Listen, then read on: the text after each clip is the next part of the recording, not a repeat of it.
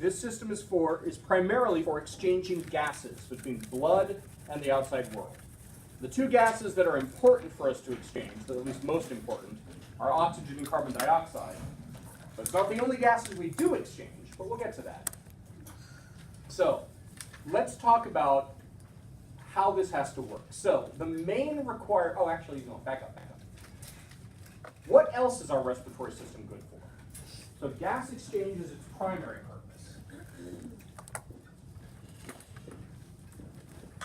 So we get oxygen into the blood, CO2 out of the blood. What else is an important part of the respiratory system? Doesn't it move the wing? Breathing doesn't, it can help pump both blood and lymph. I'll put that down, sure.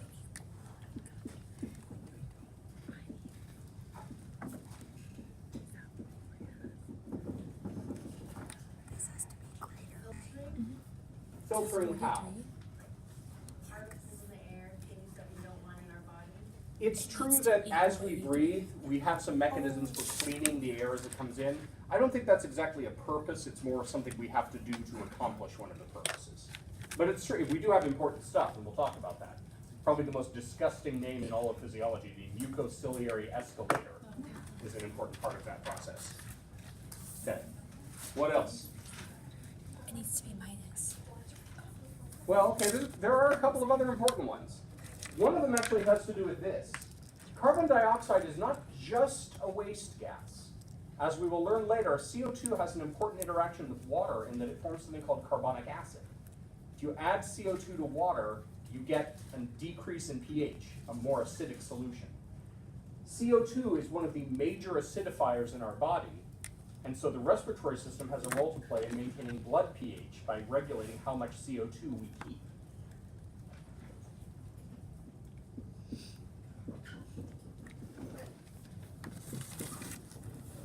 Yes? What tells it to do that? What tells it CO2 to react with water? Well, no, like what the pH level is. That's a good question. So how do we know what it should be and what it? We have pH sensors. In the lung? No, actually in the blood. Okay. But based on what those pH sensors tell us, that influences our respiratory rate. One of the signs of a person in acidosis is rapid deep breathing, as their body is trying to shed CO2. And actually, it can even, if you breathe rapidly and deeply when you shouldn't be, if you hyperventilate, you can actually end up in alkalosis. We had this happen in my class at one point. A student who was very anxious about an exam. As I was sitting up here during the exam, the student walked up to the desk like this and said, "I think something's wrong," and we agreed something was probably wrong. So we called the paramedics and we took her in the back room. And she was losing consciousness. She was going out. Paramedics came in, looked at her, said, kind of rolled their eyes and went up and said, "Breathe slower," which didn't help. So they just put a paper bag in front of her mouth, basically. Problem was she was breathing too fast and she had shed too much CO2. Her pH had gone up beyond the normal range, which can affect nervous system function. She probably would have been fine. As soon as she lost consciousness, she'd start breathing more normally again, and her pH would drop again. But still, the paramedics wanted to make sure she was okay. So it does happen. I'll have another story for you about my own idiocy and how I can testify about CO2 and acidity. It has to do with pizza. So, back to this. Let's see, there's at least one other function. It's not actually critical for survival, but it's very important for us as a species. And I'll give you another hint. I'm doing it right now. Speech, production of sound. Yeah. You can go your whole life without ever producing sound, but as a species, it's helpful. I mean, look at us. I think we've talked about this. We are big and we're fairly fast and we're smart. But one of the important parts of being smart is the ability to communicate. Humans do that, as far as we know, better than any other species. Now, of course, there are non-verbal abstract communication methods. American Sign Language and all the other sign languages, for example, are great languages.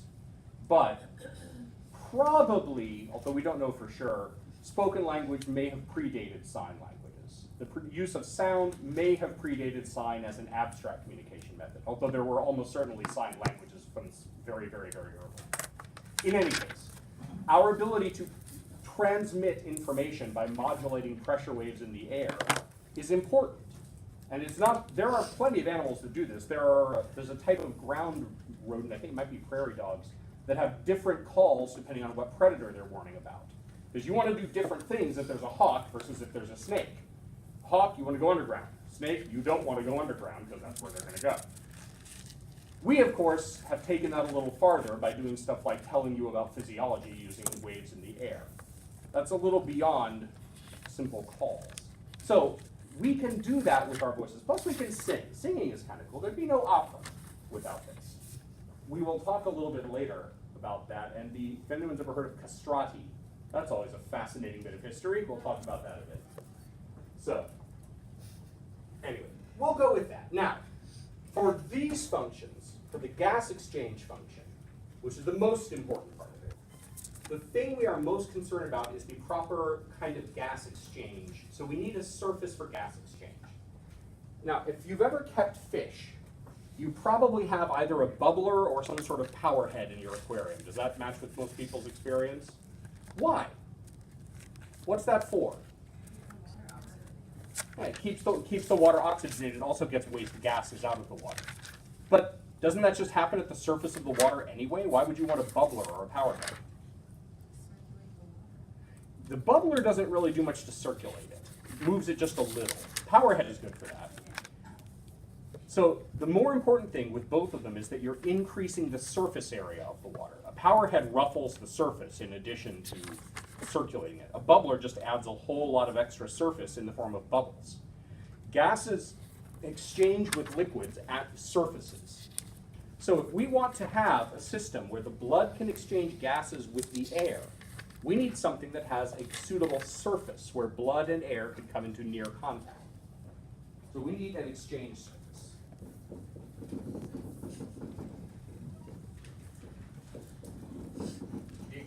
Good characteristics for an exchange surface would be this. A thin layer of blood, as thin as is reasonably possible. The main reason you want a thin layer is because if you have a thick layer, it takes a lot longer for the gases to get into the deep part. It's pretty much wasted. The thinner the layer you have, the faster it will exchange. You then want some sort of membrane separating your blood from your air.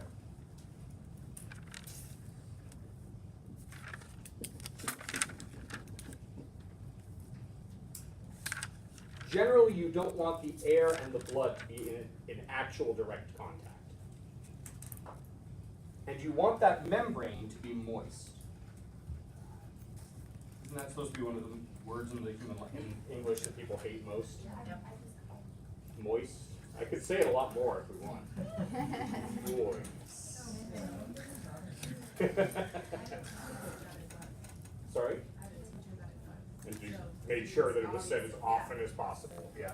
I don't know why you would say something like that. Like, why make that known if Well, as a teacher, generally we are advised not to reveal our vulnerabilities to students as much as possible. Although I trust you folks pretty well. I told you about being scared of some kind of spiders, and I haven't noticed you throwing them at me, so I think we're okay. we still want to pass. We still want to pass. You know, making your teacher unhappy by doing things that scare them is a bad way to pass a class. Yeah. Anyway, so we want a thin layer of blood separated from the air by a moist, thin membrane. Now, how much of that surface we have is going to determine how much blood we can have exchange gases with the air. Humans, being very metabolically active creatures, need kind of a lot. In general, humans need something like 70 square meters of exchange surface, which is roughly the equivalent of a racquetball court for each of you. Each person needs about that much exchange surface for proper gas transfer. So let's talk about how we can do that. I propose this. we'll put some nice structural elements here on the shoulder. And we'll build sort of a cape-like thing. So we'll have the heart pump blood out onto the surface of this thing. Probably under a cellular membrane. And we'll have some sort of mucus-producing cells which keep the outer membrane moist. It's the correct word. Okay. And so what I'm proposing is that we engineered a human body with these structural things coming up the shoulder and a big cape-like thing fluttering dramatically behind us in the breeze. About the size of this room. So it's stretching out and it's covered in a very, very, very thin layer of blood under a, let's say, wet cellular surface. Right. Would this work? Why? Sorry? Okay, so let's be more precise. Would this work for gas exchange? Yeah, probably it'd actually work quite well in all likelihood. So what's the problem? So we have one proposal, physical damage. In order for this to work, this thing is going to have to be as thin as tissue paper or thinner. So it's not just a matter of someone steps on it and you go, ugh. Someone steps on it and it rips and starts bleeding. Or imagine the problems that would come with hail. Wind, yeah, I mean, wind would look awesome. But, yeah, it could easily catch on something. Okay, so it's physically vulnerable. What else? Sorry? How? What? Like, how are you gonna drive the car? How are you We just have to redesign our cars. Or- Okay, I agree. It's physically cumbersome. Yes. Yeah.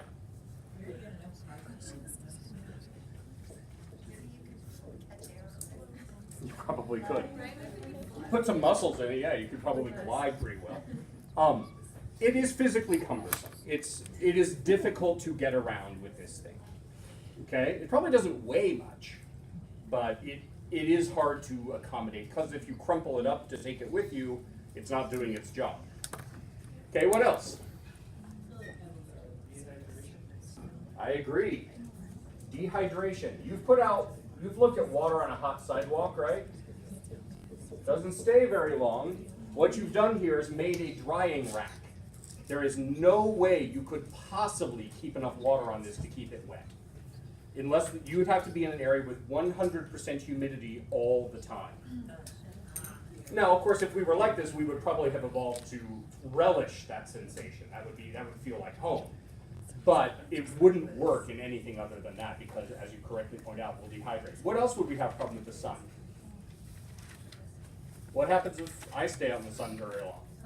Sunburn. I have just made a big thing that will sunburn. Okay, what else? I was gonna say bacteria. Yep. Birds will poop on it. Yeah, bacteria. It's incredibly vulnerable to infection. Everything in the environment is going to land on this and go straight into your bloodstream. Yeah, you're going to be infected almost instantly with every possible thing. So, would it work? Hypothetically. Would it work well? Not at all. This wouldn't work well. The only way this could possibly work would be if we were aquatic creatures. And then it would have to be much, much bigger. Because one of the reasons humans can't have gills is because you need huge gills to get that much oxygen out of the water. It'd have to be many, many times that size. There are creatures that work more or less like this. I don't know if you've ever done tide pooling, but especially if you've done it up north of here a ways, up like in the central coast. Has anyone seen nudibranchs? Little sea slugs. Some of them have these fairly spectacular feathery structures coming off their backs. That's pretty much what that is. Those are their gills. So they work kind of like this. There are other terrestrial creatures that work more like this than you think. Earthworms, for example, breathe through their skin. If you see earthworms out on the sidewalk when they're drying up. The problem is not that they're dying of like thirst, the problem is that they're suffocating. When their skin dries out, they can't exchange gas. So they have to have a moist skin to breathe. So what you're saying is pour water on. That would be useful if you're trying to save their lives. Doing that and then putting them on the dirt would be probably the best thing. They're good. They're excellent for soil. You should be happy if you find them. People buy them. So, I think there's even one kind of frog that breathes through its skin. But humans couldn't do that. Aside from the fact that we aren't wet all the time, we would have to have a lot more skin than we have. In order for humans to breathe through their skin effectively, you'd have to have a racquetball-sized court skin size. So you'd have to have, I don't know, like fins all over you with blood circulating just through their surfaces for the sole purpose of gas exchange. It would look kind of cool, but it would have a lot of the same problems. Would we develop an exoskeleton? If we had to do this, I think you'd have to. Because if you didn't, if you just had flaps, they'd just flop over. They'd have to be out like radiators to do gas exchange. On the other hand, and one other thing we wouldn't have here, we'd be silent. There's no reason in this case to have vocal cords. On the other hand, you don't have to breathe, as long as you're in